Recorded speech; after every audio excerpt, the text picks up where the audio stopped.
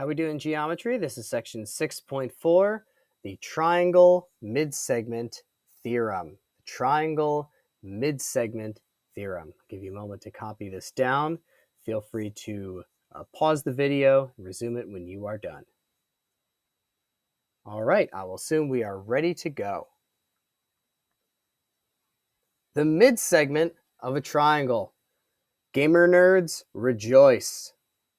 Right there. It's a Triforce. Yep, Legend of Zelda. There you go. The midsegment of a triangle. The midsegment of a triangle is a segment that connects the midpoints of two sides of a triangle. So this segment right here, all right, and those letters are wee tiny. So this is the segment BD in this triangle that I tried to highlight, though was not terribly successful in doing so. That segment is called a midsegment. You will notice that the midsegment divides these two segments into congruent parts, and that's how the midsegment works, right? So it connects the midpoints of the two sides of the triangle.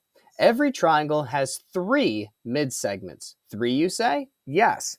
I could create two more midsegments here. I'm going to switch the color of my marker, and I'm going to form two more midsegments. Say I had a point here. Let's call that point X right here. That's good a letter as any.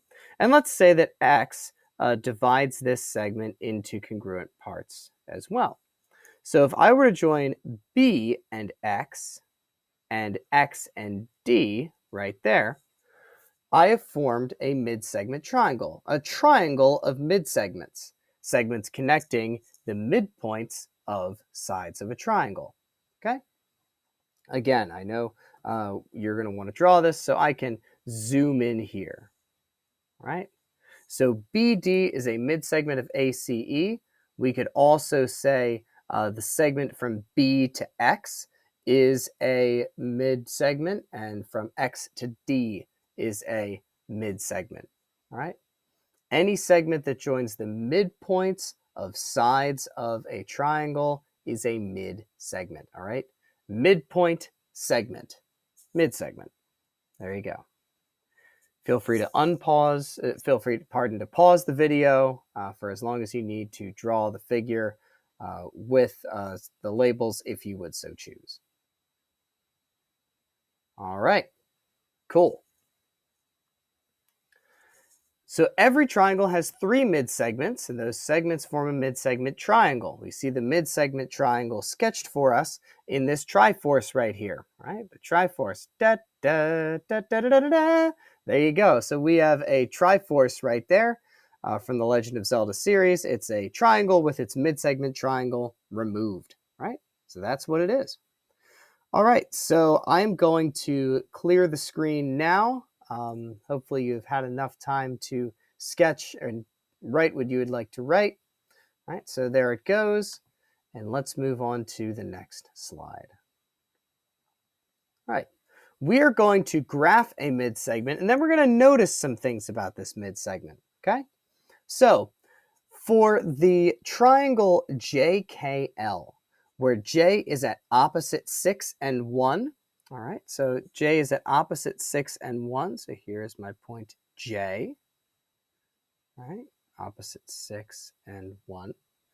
Here's K, opposite 2 and 5. All right, that's going to be close to my other writing. I'll change the color of my marker here. Opposite 2 and 5. So here's K.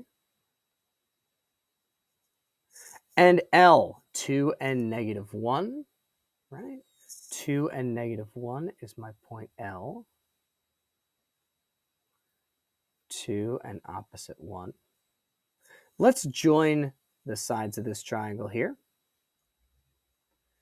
And we're going to find the coordinates of a midsegment, specifically the one from the midpoints of JK and KL. Right? There we go. So let's find the midpoints of JK and KL. Let's first start by finding the midpoints of J and K. Okay? So how do we find a midpoint? Well, we have to find the average of the x values and the average of the y values. So let's just look at these x values first for j and k. What's the average of opposite 6 and opposite 2? Well, some of you might know that it's -4, but for those of you who are feeling a little insecure about that, you can say the midpoint of jk is going to be having an x value that is the mean of opposite 6 and opposite 2. So it'd be opposite 6 plus opposite 2 over 2. That's the mean of opposite 6 and opposite 2. Add them together, divide by 2. All right, so that's dealing with my x values. For my y values, I'll do this one in green here. Here are my y values. What's the mean of 1 and 5? All right, the mean of 1 and 5 is going to be 3. Again, if you're not too keen on midpoints yet, that's okay. Find the mean, 1 plus 5 over 2. That would be 3, right? So that's how you find the midpoint. I'm going to do a little bit of erasing here. If I can find the eraser. All right, there we are. Okay, so I'm going to erase this here. All right. So we have our first midpoint. Let me get rid of all this. Our first midpoint. First midpoint is going to be this point right here. That point right here. That point, that midpoint, divides this segment clean in two. So that midpoint is going to be opposite 4 and 3. All right, so I'll make a little arrow here. All right, opposite 4 and 3. Okay, so there we go. That's the coordinate of our first midpoint. Now I want you to find the midpoint of K and L. All right, the midpoint of K and L. I'll give you a second to try it on your own. Find the average, the mean of the x values of K and L, and the mean of the y values of K and L. Take a second, give it a go, and pause the video while you're doing it, and then unpause the video once you have compared your answer with someone else or you're ready to check your answer against mine. All right, I'll assume that we are ready to continue with the problem here. So we're going to be finding the midpoint between K and L. So we first need to start with, I'm going to highlight in the blue here, pick this blue marker right here, between 2 and 2. That is opposite 2 and 2. So what's the midpoint between opposite 2 and 2?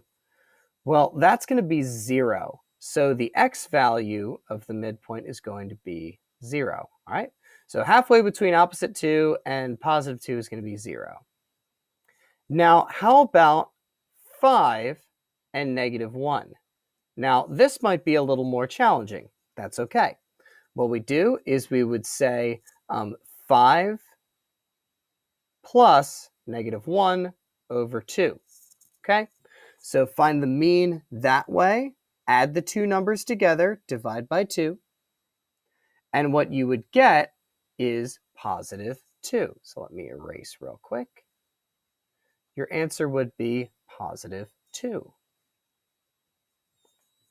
All right, so the point 0, 2, and I am realizing that that segment was not very well made from K to L, so I'm going to erase it here. All right, I'm going to erase it, and I'm going to replace it. Got to go through the point 0, 2. All right, that was a little better. So there's my other midpoint, right? Dividing the segment clean in two. So what would my mid-segment look like? All right, I'm going to graph my mid-segment now. Zoom in a little bit, and here comes the mid-segment. The mid-segment is going to be connecting the midpoints. First midpoint, second midpoint, connect them. Right.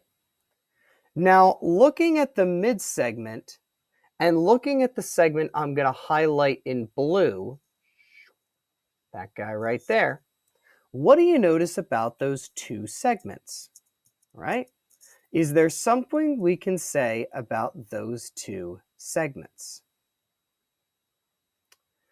Now, this has gotten very busy right here, so I'm actually going to pause my recording and I'm going to erase and replace everything, and thank you for your patience in that regard.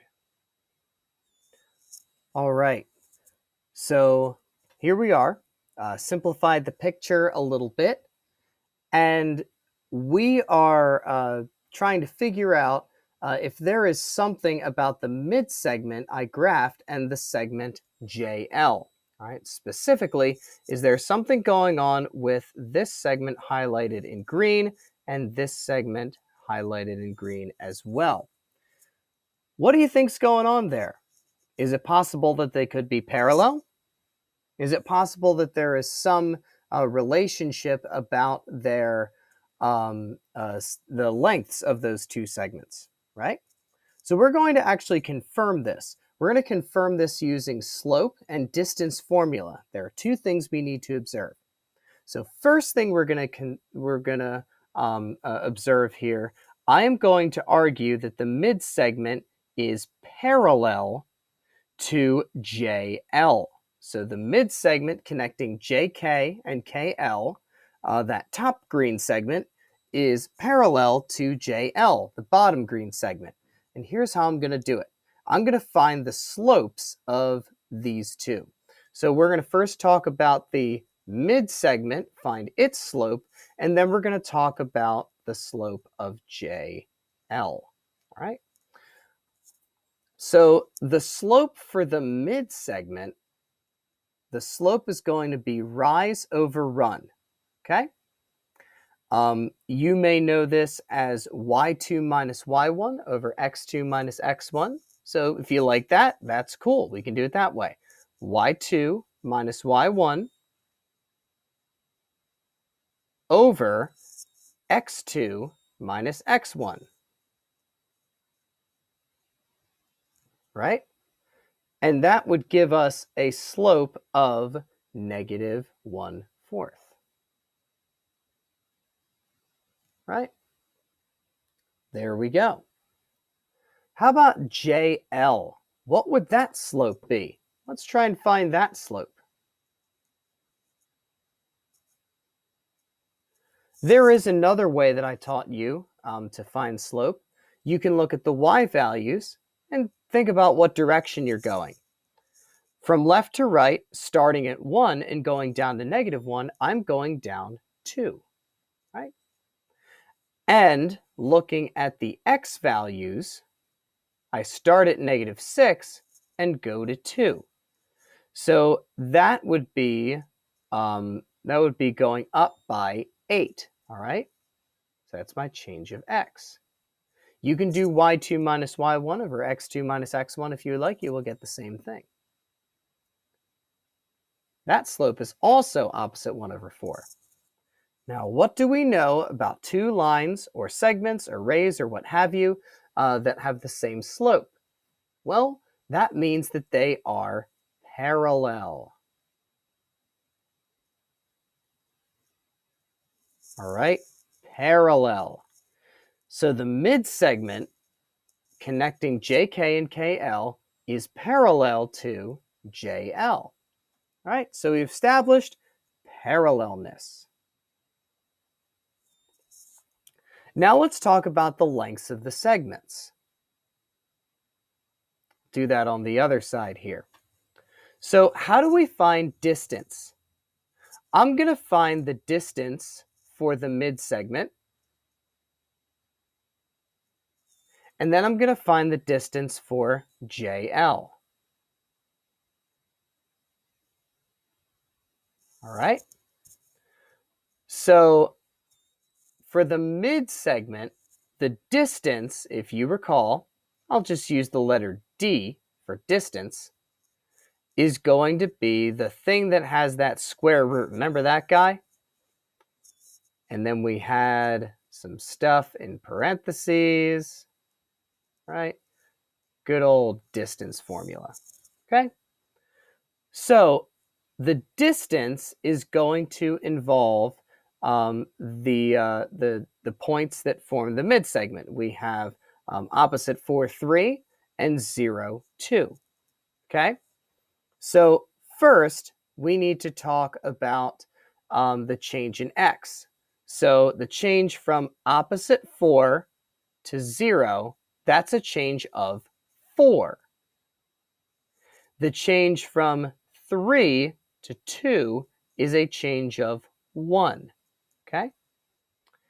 That would give us the square root of 4 squared is 16, 1 squared is 1, so we get the square root of 17, right? So that's the distance of my mid-segment. Now let's look at the distance from J to L. The distance from J to L, we actually have a geometry name for that. We would just call that JL. That's equal to, set up our square root here.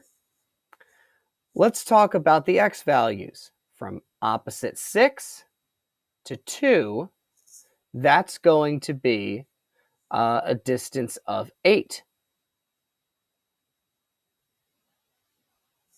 All right, so the first thing we square is the 8. What's the second thing we're going to square? The distance from positive 1 to negative 1. That's going to be a distance of 2. Square that. What we end up with is the square root of 64, that's 8 squared, plus 2 squared is 4, which is the square root of 68. All right. Now, what's the deal with the midpoint's distance being the square root of 17 and JL's distance being the square root of 68? Why is that such a big deal? Well, the square root of 68 is the same as the square root of 4 times 17, because 4 times 17 equals 68. All right?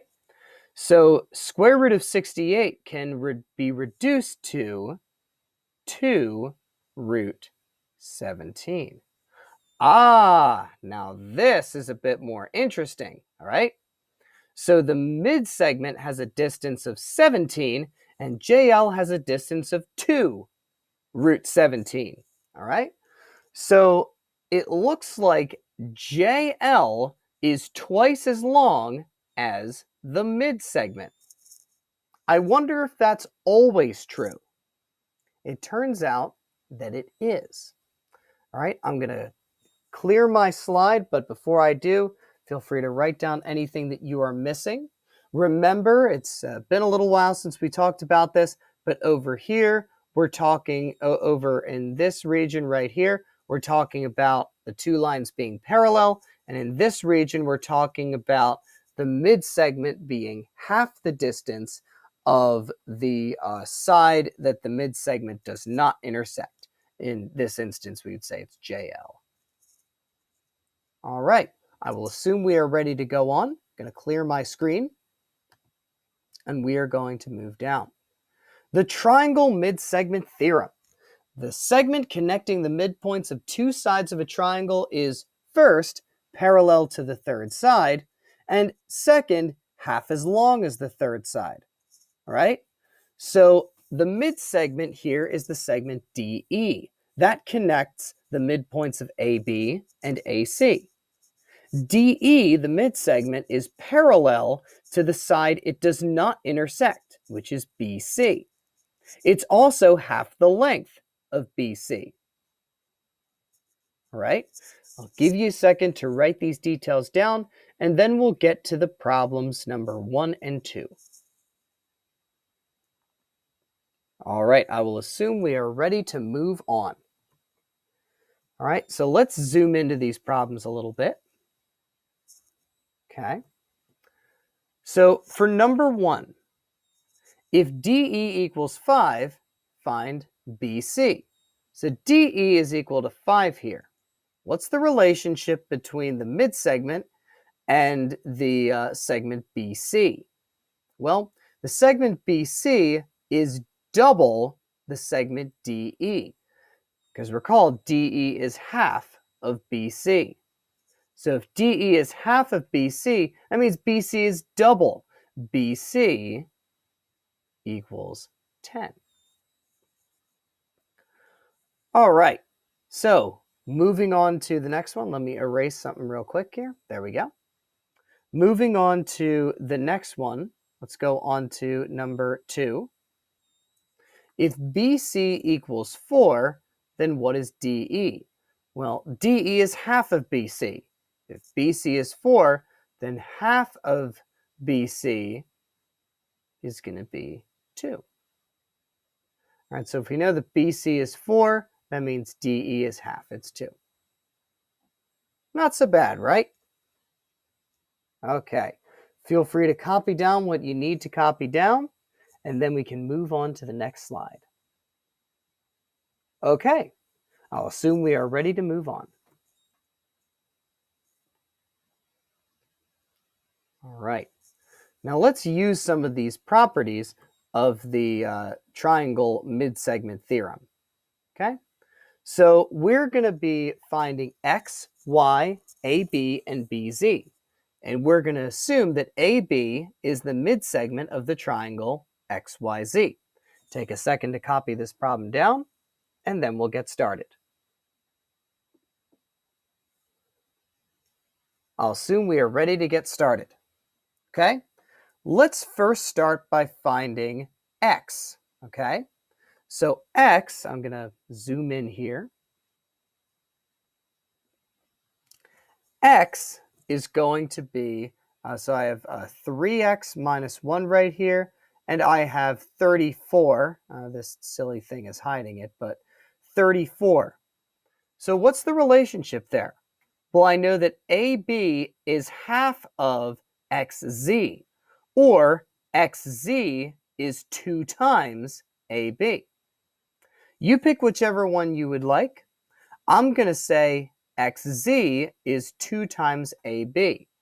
XZ, that's 34, is 2 times AB,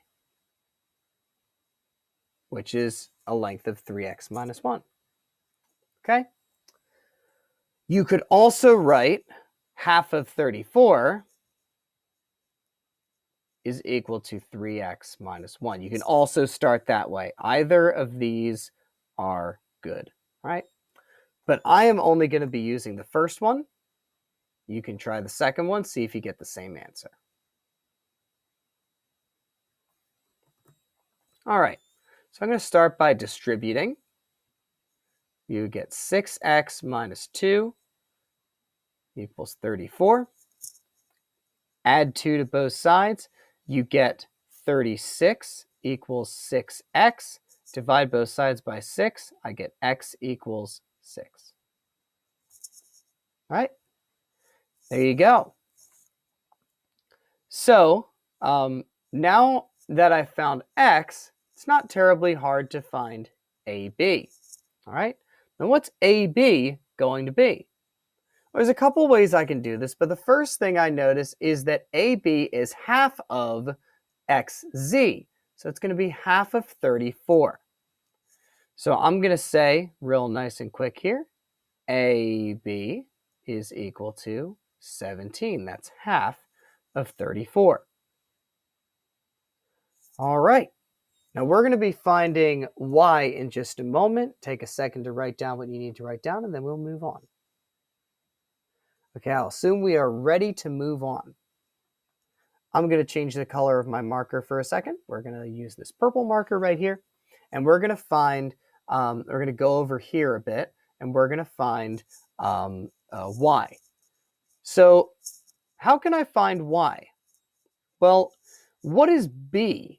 Look at the point B right here.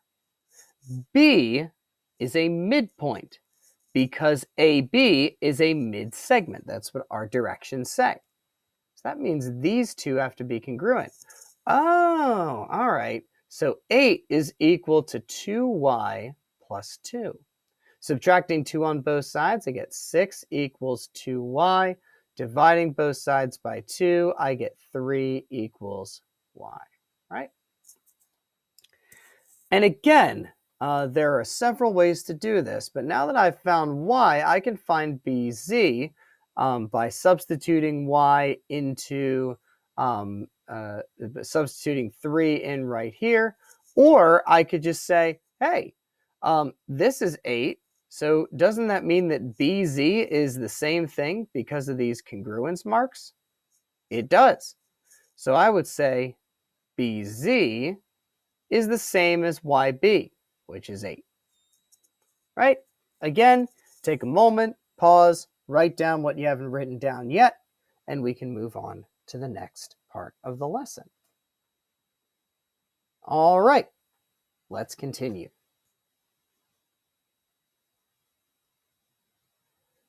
All right. I'm going to first erase. I'm going to clear my screen. All right, using properties of midsegments and the triangle midsegment theorem.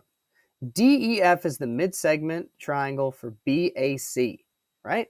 List the parallel sides, okay? So let me give you one example of parallel sides.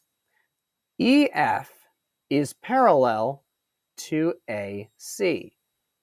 Say EF is parallel to AC. Let's see if you can name the other two sets of parallel sides. All right.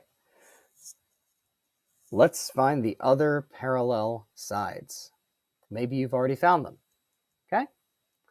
So I'm going to say that DF is parallel to CB. DF is parallel to CB. And one more. DE, we'll do 3 arrows, is parallel to AB. DE parallel to AB. So parallelness is one property, and the lengths of the midsegment as opposed to the side it does not intersect is another property, all right? So those two properties about the lengths of the segment, the parallelness of the segments, that's what you need to know about the midsegment, right? And there's your homework. 6.4, 3 through 19. Know those properties of the mid-segment, and you will not go astray. All right. Have a great day.